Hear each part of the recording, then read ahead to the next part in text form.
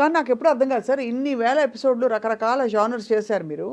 మీకు పెద్దలకు మాత్రం అది ఎందుకు మిమ్మల్ని అలా అసోసియేట్ అయిపోయింది ఆ ఇమేజ్? ఎగ్జాక్ట్లీ. అవును, ఇమేజ్ ఫాలో. ఎందుకంటే I feel happy for that. నాకు ఇప్పుడు నేను చేసిన డోసేజ్ కన్నా ఇప్పుడు వస్తున్న కార్యక్రమాల డోసేజ్ ఎక్కువ ఉంది. చాలా ఎక్కువ ఉంది, చాలా. అంటీన్ నెంబర్ ఆఫ్ టైమ్స్. అంటే ఇంటూ ఎన్ని వేయాలో తెలియదు. And near vulgar. నేను వల్గర్ కాదు ఏనాడు. అవలేదా? అస్సలు నేను ఎప్పుడు నా ప్రోగ్రామ్ మీరు చూడండి కావాలంటే, మా టీవీలో ఉంటాయి రికార్డ్స్. అసలు ఎలా వచ్చింది సార్ అది ఆ కాన్సెప్ట్? అడవి శ్రీనివాస్ గారిది అది కాన్సెప్ట్. నాకు మొట్టమొదటి అవకాశం అది. That was my first debut. అది కూడా కొంత ఉంటుంది. First debut. బాగున్నాయి రెండు. సో దానివల్ల అది ఆ జానర్తో మీరు బాగా పాపులర్. నా క్లోజ్ ఫ్రెండ్స్ వాళ్ళ భార్యలు, అంటే ఎవరి ఫ్రెండ్స్ వాళ్ళ భార్యలు కూడా నేను ఆ ప్రోగ్రామ్ చేసే రోజుల్లో మాట్లాడేవారు కాదు, ఇళ్ళ లోపలే దాక్కునేవాళ్ళు. అవునా? 2003లో మామూలుగా నేను ఇంటికి వెళ్తే అన్నయ్య అని వచ్చే ఆడవాళ్ళు ఇంట్లో దాక్కునేవారు. నేను వెళ్తే తిరస్కరణ అది తెలియదమ్మా. కొంత అంటే ఉంటుంది కదా ఆ రోజుల్లో, కొంచెం అంత ఫ్రీగా లేదు. ఇప్పుడు అందరూ సార్ చేతిలో కెమెరా ఉండి రీల్స్ ఇష్టం వచ్చినట్టు అన్ని రకాల జోకులు వచ్చేస్తున్నాయి. సెల్ ఫోన్ వచ్చిన తర్వాత సొసైటీ మారిందండి. పాడు చేసింది సమాజం. అవును. బాగు చేసింది తక్కువ, చెడు చేసింది ఎక్కువ. మనోళ్ళు చెడు వెంటనే ఎక్కువ తొందరగా, bad news travels fast. Correct. That happens. So అలా ఆ విధంగా ప్రయాణం కొనసాగుతున్న టైంలో ఈ మధ్య ఏదో మిమ్మల్ని ఇంట్లోంచి పంపించేశారు, మీరు హాస్టల్కి వెళ్ళిపోయారు, రకరకాల. ఇంట్లోంచి ఏం పంపించలేదు, లిఫ్ట్ పాడైంది, పాత లిఫ్ట్ తీసేసాను. ఎన్నో ఫ్లోర్ సార్ మంది? 5వ ఫ్లోర్. ఈ కరకర శబ్దం చేసే మోకాళ్ళతో 5 అంతస్తులు ఎక్కలేను కదా. అవును. ఏదో ఒకసారి అంటే ఎక్కొచ్చు, కష్టపడి. ఎప్పుడో ఒకసారి ఒక అరగంటకి పడుతుంది ఎక్కడానికి. అదే మెల్లిగా 4 మెట్లకి కూర్చుని అలా అయితే వెళ్ళొచ్చు. కానీ అది రోజు అప్ అండ్ డౌన్ కష్టం అని చెప్పి మీరు హాస్టల్కి మారిపోయారా? 83 రోజులు హాస్టల్లో ఉన్నాను. 83 రోజుల? ఇంటి దగ్గరే చూసుకున్నారా హాస్టల్? లేదు, ఒక 10 కిలోమీటర్ల దూరం. అంటే మా క్లోజ్ ఫ్రెండ్ది హాస్టల్ ఉంది, అక్కడ ఉన్నాను అయ్యప్ప సొసైటీలో. చాలా బాగుంది హాస్టల్. ఒక్కోసారి అనిపిస్తుంది అసలు ఈ బాదరబందీలు ఎందుకు, హాయిగా అలా హోమ్లోనో హాస్టల్లో ఉండిపోతే బాగుంటుందని. ఎవరైనా సరే కొన్నాళ్ళు బాగుంటుందమ్మా, కానీ ఫ్యామిలీ ఉండాలి. ఫ్యామిలీ లేకపోతే కష్టమే. మనం ఇంకా ఆ స్థాయికి వెళ్ళలేదు. ఒంటరి అయిపోవాలి, హిమాలయాల్లోకి వెళ్ళిపోవాలి. ఇప్పుడు మీరు హాస్టల్లో ఉన్నప్పుడు అందరూ ఇంట్లో వాళ్ళు వచ్చి వెళ్తూ ఉండేవారా? ప్రతి వారం వీకెండ్స్ నాతోనే ఉన్నారు వచ్చి. మా ఫ్రెండ్దే హాస్టల్, నేను ఒక్కడే ఒక గది తీసుకున్నాను కాబట్టి they use to come and stay with me. ఏం చేస్తారు సార్ అంత హాస్టల్లో? ఏం ఉండదమ్మా, పుస్తకాలు చదవడమే. టీవీ ఉంటుందిగా? టీవీ ఉంది, టీవీలో ఓటీటీ ఉంది, ఫోన్ ఉంది, ఫోన్లో ఓటీటీ ఉంది, అది హాట్స్పాట్ ఉంటుందిగా. మరి భోజన ప్రియులు కాదా మీరు? భోజన ప్రియుడిని. హాస్టల్లో ఫుడ్ చాలా బాగుంటుంది. 83 రోజుల్లో ఒక్కసారి కూడా ఇండైజెషన్ రాగల. ఇంట్లో అయితే చాలాసార్లు వచ్చి ఉంటుంది. అప్పుడప్పుడు ఇంట్లో ఎవరు సార్ వంట? నేను కొంచెం గట్టిగా చెప్తాను. ఇంట్లో అందరూ వండుతారు, కానీ ఇంట్లో అయినా అప్పుడప్పుడు డిస్టర్బ్ అవుతుంది. కానీ ఏ మిరియాలు ఎక్కువ పడి హాస్టల్లో ఒక్కరోజు కూడా డిస్టర్బ్ కాలేదు. అది విచిత్రం. అక్కడ హాస్టల్లో ఉత్తర భారతీయులు ఎక్కువ, దాంతో కొంచెం చప్పటి కూడా పెట్టారు వాళ్ళు. ఇండైజెషన్ సమస్య లేదు. మంచి ఆయిల్ వాడతారు, క్వాలిటీ. అయ్యప్ప సొసైటీలో కడల్స్ కోలివ్ అని చాలా మంచి హాస్టల్, బాగా చూసుకున్నారు నన్ను. అసలు food extraordinary, healthy food, not tasty food. మీరు ఫస్ట్ అసలు మీరు వెజిటేరియనా? ఇంట్లో వెజిటేరియన్. ఓహో, అర్థమైంది. ఇప్పుడు 95% వెజిటేరియన్కి వచ్చాను. బయట కూడా? ఎవ్రీవేర్. ఇంట్లో అసలు నాన్ వెజ్ వండరు. అసలు వండరు ఫస్ట్ నుంచి? అంతే? లేదు 100% వెజిటేరియన్. బయట స్నేహితులతో ఏది ఇంట్లో దొరకదో మనకి బయట వేలం వేరు ఉంటుంది కదా. అంతే కదా. ఆ విధంగా బయట తినడం తప్పిస్తే మా ఆవిడ హాహాకారాలు చేస్తుంది. నీ పుట్టుకేంటి, మనిషివేనా, జంతువుల్ని చంపుకుని తినడమా, ఒక శవం తినకపోతే నీకు ముద్ద దిగదా, పూట గడవదా, ఇట్లా తిడుతుంది ఆవిడ.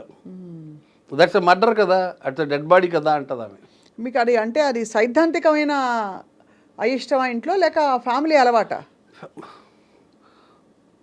కులం అదే తినరు. కులం అని ఇప్పుడు అడిగితే అది బాగుండదు కదా. ఇప్పుడు ఈ మధ్య గొడవ అదే కదా, బై క్యాస్ట్ తినకూడదు, తినరు. సో అర్థమైంది ఆ విధంగా నేను అయితే కుళ్ళిపోయాను. మీరు అదే అండ్ మీరు విస్తరించిన కులం భ్రష్టు విస్తరించిన అన్నాను సార్ కానీ విస్తరి కదా. ఎగ్జాక్ట్లీ విస్తర్లో వడ్డించిన కులం. కానీ సార్ ఇప్పుడు బియాండ్ ఈ వీకెండ్స్ వాళ్ళు వచ్చి ఉండడం భోజనాలు ఇవన్నీ పక్కన పెడితే ఏంటి వాట్ ఈస్ యువర్ కనెక్షన్ ఫ్యామిలీతో ఎలా మీరు బాండ్ అవుతారు? అంటే అందరూ బాండ్ అవుతారు ఫ్యామిలీతో, కానీ మీ అన్యోన్యంగా ఉండే మీ కుటుంబం గురించి చెప్పండి. కొన్ని అంటే ఒక చిన్న హాస్టల్కి ఇంటికి డిఫరెన్స్ చెప్తాను. హాస్టల్లో టీ కావాలంటే 60-70 అడుగులు నడిచి లిఫ్ట్లో 7 అంతస్తులు దిగి మళ్ళీ ఒక 60-70 అడుగులు నడిచి వెళ్తే మనకి టీ దొరుకుతుంది. భోజనమైనా టిఫిన్ అయినా అంతే. అంటే ఫుడ్ విషయానికి ముందు మాట్లాడుతున్నాను, తర్వాత రిలేషన్షిప్ గురించి వస్తాను నేను. అసలు బేసిక్గా ఒంటరిగా ఉండడం అన్నది చాలా వేధిస్తుంటుంది. పక్కన భార్య లేకపోవడం, కొడుకు లేకపోవడం, కూతురు లేకపోవడం, ఆ వాయిడ్ ఉంటుంది, ఆ గ్యాప్ ఉంటుంది, అది కొంచెం పెయిన్ఫుల్గా ఉంటుంది. ఎందుకంటే కొడుకు పక్కన ఉంటే, కూతురు పక్కన ఉంటే అదొక ఎఫినిటీ, అదొక బాండింగ్. భార్య మీద డిపెండెన్స్ ఎక్కువ ఉంటుంది. 40 ఏళ్ళు అయిపోయింది. మీరు కమల్ హాసన్ సినిమా భారతీయుడిలో విలన్ వస్తాడు, విలన్ అతను ఎవరు పోలీస్ ఆఫీసర్ వచ్చి వీళ్ళిద్దరు ఫైటింగ్ చేసుకుంటారు. ఫైటింగ్ అయిన తర్వాత కమల్ హాసన్ క్లోజప్ షాట్ పడుతుంది, ఇలా చూస్తాడు భార్య వైపు, సుకన్య అనుకుంటాను. అవును. కట్ చేస్తే అతను ఏమీ డైలాగ్ రాయడు శంకర్. కట్ చేస్తే అతను క్లోజప్, ఫైటింగ్ అయిపోతుంది, కమల్ హాసన్ క్లోజప్ పడుతుంది, ఇలా చూస్తాడు ఆమె వైపు. అంటే మనం ఇప్పుడు నేను విలన్ని కొట్టేసాను కాబట్టి పోలీసు వాళ్ళు నా దగ్గరికి వస్తారు కాబట్టి మనం ఈ ప్లేస్ ఖాళీ చేసేయాలి అన్న ఇండికేషన్ ఆమెకు అర్థమైపోయి 1 సెకండ్ 2 సెకండ్సే ఉంటుంది క్లోజప్. కట్ చేస్తే ఆమె దండం మీద ఆరేసిన బట్టలు తీస్తూ ఉంటుంది. అండర్స్టాండింగ్ అలా ఉంటుంది. అది భార్యాభర్తల బంధం అంటే, ఒకళ్ళనొకళ్ళు అర్థం చేసుకోవడం అంటే. నేను పొద్దున్నే లేచి బ్రష్ చేసుకుని వచ్చి నా కుర్చీ మీద కూర్చుని నేను ఇలా రిమోట్లు పట్టుకుని టీవీ చూస్తుంటా. మా ఆవిడ వంటగదిలోంచి నన్ను చూస్తుంది. వీడిప్పుడు టీ తాగుతాడు అన్నది ఆమెకి ఇండికేషన్. నేను కుర్చీ మీద కూర్చున్న 120 సెకండ్స్లో నాకు టీ వస్తుంది, మళ్ళీ అరగంటలో ఇంకొక టీ వస్తుంది. నేను కనీసం ఇలా చూడను. అంత డిపెండెన్స్ ఉంటుంది భార్య మీద. హాస్టల్లో అది లేదు. నేను 60-70 అడుగులు నడిచి లిఫ్ట్ దిగి వెళ్ళాలి. పైపెచ్చు అక్కడ మనుషులతో నాకు అనుబంధం ఉండదు. ఇక్కడ నా భార్య ఊరు వెళ్ళింది అనుకోండి, ఆ పని నా కూతురు చేస్తుంది, ఆ పని నా కొడుకు చేస్తాడు. ఎందుకంటే అక్కడ ఒక ఎఫెక్షన్ ఉంటుంది, అక్కడ ఒక రిలేషన్షిప్ ఉంటుంది, అవును, ఒక బంధం ఉంటుంది, బ్లడ్ ఉంటుంది. హాస్టల్లో అది ఉండదుగా. హాస్టల్లో ఒక ఎంప్టీనెస్ ఉంటుంది.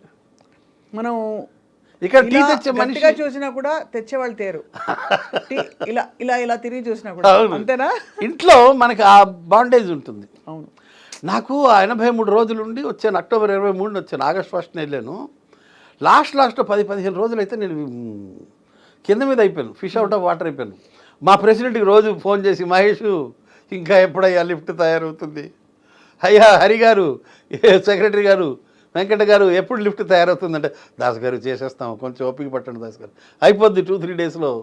పాపం వాళ్ళు, మా ప్రెసిడెంట్ సెక్రటరీ వాళ్ళు కూడా పాపం చాలా ఓపిక చేసుకుని, అయ్యా శ్రీధర్ గారు, ఎవటూరి శ్రీధర్ గారు కొంచెం లిఫ్ట్ చూడండి సార్, త్వరగా అయ్యేటట్టు చూడండి సార్ అని నేను ఫోన్లు చేసి పాపం చాలామందిని ఎంత విసిగించాలో అంత విసిగించాను. పాప వాళ్ళందరూ చాలా ఓపికతో, నా జీవకులు నాతో పాటు ఉండే మా బిల్డింగ్లో ఉండే వాళ్ళందరూ ఎంతో ఓపికగా నాకు రిప్లై ఇచ్చారు. మొత్తానికి 83 డేస్ తర్వాత ఇంటికి వెళ్ళా. ఇంటికి వెళ్ళడానికి 83 డేస్ ఎందుకు పట్టింది? లిఫ్ట్ ఎందుకు? పాత లిఫ్ట్ తీయడానికి 4 రోజులు పట్టింది. ఓహో, తీసి కొత్త లిఫ్ట్ ఏమో పెద్దది, మళ్ళీ గోడలు పగలగొట్టారు. గోడలు పగలగొట్టి మళ్ళీ కాంక్రీట్ వర్క్ చేసి మళ్ళా వాటిని ఏమంటారు, రాళ్ళు పరుస్తారు, గ్రనైట్ రాళ్ళు పెట్టి మళ్ళీ కొత్త lift Johnson and Johnson automatic పెద్ద లిఫ్ట్ అది పెట్టేసరికి 83 రోజులు అయిపోయింది. ఈ లోపల పండగలు వచ్చాయి. పండగలకి ఏం చేశారు మరి? దసరా, దీపావళి కూడాను హాస్టల్లోనే. బహుత్ అన్యాయం. ఏం చేస్తాం, ఫోను ఒకళ్ళ మొహాల్లో భోజనాలు పట్టుకొచ్చారా? తెస్తారుగా, మామూలేగా అది. హాస్టల్లో కూడా స్పెషల్ ఫుడ్ చేశారు. దసరా వచ్చింది, దీపావళి వచ్చింది, లిఫ్ట్లో పనిచేసేవాళ్ళు రాలా, లేట్ అయింది. నేను ఇక్కడ ఉండిపోయాను. పాపం వీళ్ళు వచ్చి ఉన్నారు ఇక్కడ నాతో పాటు, ఇబ్బంది లేదు. కొడుకు ముఖ్యంగా కాపలా కాశాడు. ఫ్రీక్వెంట్గా వచ్చి వెళ్ళేవాడు వాడు చూసుకున్నాడు బాగా. కొడుకుంటే అదొక దమ్ము ధైర్యం గొప్పగా ఉంటుంది. ఎంతమంది సార్ మనకి? అబ్బాయి అమ్మాయి. ఓకే, అబ్బాయి అమ్మాయి. అబ్బాయికి ఎన్నేళ్ళు? 34. అమ్మాయి 10 years చిన్న. నాకు 40 ఏళ్ళప్పుడు కూతురు పుట్టింది. when I was 40-year-old. And she is now 24. So అయితే మీరు 64. 63 years and few days. మొన్న అక్టోబర్ 11 అమితాబ్ బచ్చన్ నేను ఒకే రోజు, సంవత్సరం తేడా. అబ్బా, పుట్టాం. చాలా మీరు ఈవెంట్ఫుల్ లైఫ్ అంటే ఫస్ట్ నుంచి. కానీ ఈ ఎంటర్టైన్మెంట్ మీడియాలోకి అసలు ఎలా వచ్చారు మీరు? అనుకోకుండా వచ్చాను. నేను ఈనాడు ఆంధ్రజ్యోతిలో కొద్ది కాలం ఉద్యోగం చేసి జర్నలిస్ట్గా ఉన్నారు. తర్వాత వదిలేసి అడ్వర్టైజింగ్ ఏజెన్సీలో అనువాదాలు చేసుకుంటూ ఉండేవాడిని. మీరు చెప్పిన కొన్ని కోట్స్ చెప్పరా? ఒక ఐడియా మీ జీవితాన్ని మార్చేస్తుంది. అది మీద సార్ నేను విరివిగా చాలాసార్లు వాడేసుకున్నాను. మంచిదేగా. ఒక్క ఐడియా జీవితాన్ని మార్చేస్తుంది. ఐఎమ్ ప్రౌడ్ ఆఫ్ యూ అమ్మా. ఎన్నిసార్లు వాడుకుంటామో. అది లోయల్ ఇంటాస్ వాళ్ళకి రాశారు. గిరి సార్ మేనేజర్ అప్పుడు. ఆ ఏజెన్సీతోనే ఒక మంచి అనుభవం ఉంది, చెప్తాను. అట్లా చాలా రాశాను. తర్వాత స్మాల్ సేవింగ్స్ కూడా రాశాను. సొమ్ము భద్రం భవిత బంగారం అదొకటి రాశాను. దానికి ఇంగ్లీష్ ఏదో ఉండే, సేఫ్ మనీ ఫ్యూచర్ ఏదో ఉండే. ఒరిజినల్ పట్టుకోను నేను, భావంలోకి వెళ్ళిపోతాను. అంటే ట్రాన్స్లేషన్స్ ఇవి. ఐడియా మీ జీవితాన్ని మార్చేస్తుంది. అది కూడా అనువాదమే. అనువాదం. ఒరిజినల్ ఏంటో. Original an idea changes your life, something like that. అదే నేనంతా ఒకేసారి వస్తుంది థాట్ అనమాట. ఇంగ్లీష్లో థాట్ వస్తుంది, అక్కడ ఇంగ్లీష్ లైన్, ఇక్కడ తెలుగు లైన్ రాస్తాం. అట్లా వాయిస్ కూడా ఇచ్చారు కదా మీరు యాడ్స్కి వాటికి. ఏది మీరు ఎక్కువ బాగా తృప్తినిచ్చిన జాబ్ అంటే మీ వర్క్ ఏది? ఈ యాంకరింగ్ ఒకవైపు, యాక్టింగ్ ఒకవైపు, అడ్వర్టైజింగ్ లైన్ ఒకవైపు, ఇంకోవైపు వాయిస్ ఇవ్వడం. జర్నలిజం. అవునా? ఎవరినైనా ఉతికారేసారా? అలాంటి జర్నలిజమా? కాదు, మంచి జర్నలిజం అంటే మంచి అంటే ఐఎమ్ సేయింగ్ నేను జర్నలిజం, కల్చరల్ రిపోర్టింగ్ చేసేవాడిని. పెద్ద జర్నలిస్ట్గా పెద్ద గొప్పగా సాధించింది ఏం లేదు, మీలాగా సాధించింది ఏం లేదు. నేను మనుషుల్ని సాధిస్తా సార్, ఏం సాధించాను తెలియదు కానీ అంతేగా. నేను ఇంట్లో వాళ్ళని సాధిస్తుంటాను. జర్నలిజం తర్వాత అడ్వర్టైజింగ్ ఏజెన్సీలో పనిచేసేవాడిని. ఒకరోజు ఏదో ఇట్లా కూర్చుని ఉంటే యాడ్ ఏజెన్సీలో ఒక ఆమె మాలిని రెడ్డి అనే మేడం వచ్చి, దాస్ నువ్వు చిన్నప్పుడు ఎప్పుడు నాటకాలు వేసానని చెప్పావు నాకు, ఇవాళ ఏదో ఆడిషన్స్ జరుగుతున్నాయి, ట్రై చేయి ఒకసారి అంది. చాలామంది వచ్చి వెళ్ళారు, నచ్చట్లేదు సార్కి అంటే, నేను ఎప్పుడో చిన్నప్పుడు 2-3 నాటకాలు వేసానమ్మా, నాకు పెద్ద అనుభవం లేదంటే, పర్లేదు వెళ్ళు అన్నారు. వెళ్ళాను. ఆయన ఎవరు నువ్వు అంటే, ఇట్లా ఇక్కడ ట్రాన్స్లేటర్ ఉంది సార్, కాపీ రైటర్ని, Telugu copy writer, Telugu translator, acting experience ఉందంటే, మెట్రికులేషన్లో ఒక నాటకం, ఇంటర్మీడియట్లో ఒక నాటకం, మా ఊరిలో సర్వేశ్వర గారి డైరెక్షన్లో ఒక నాటకం, మెట్రికులేషన్లో డీకే మేషారు, సహదేరావు గారి మేషారు వాళ్ళ డైరెక్షన్లో ఒక నాటకం, ఇంటర్మీడియట్లో ఒక ఒరియా నాటకం ఏదో చేశాను. సరే నీకు ₹1,00,000 ఇస్తున్నాను, కూర్చో, ₹1,00,000 నీకు ఇస్తున్నాను, ఫేస్ చూపించాను. చూపెట్టాను, ఆనందం. బాగుంది, చాలా బాగా చేసావయ్యా, చాలా ఆనందం, బాగా చూపెట్టావు, ఒక 50,000 వెనక్కి తీసుకుంటున్నాను, ఎక్స్ప్రెషన్ ఇవ్వు అన్నాడు. ఇచ్చాను. మళ్ళీ ఒక 25,000 ఇస్తున్నాను అన్నాడు, మళ్ళీ తీస్తున్నాను అన్నాడు. ఆ వేరియేషన్స్ చేయమన్నాడు, చేశాను. 3 రోజుల తర్వాత షూటింగ్ ఉంటుందో వచ్చే అన్నాడు. స్పాట్లో డిసైడ్ చేశాడు ఆయన. అట్లా స్మాల్ సేవింగ్స్ యాడ్కి ఫస్ట్ వర్క్ అనమాట అది.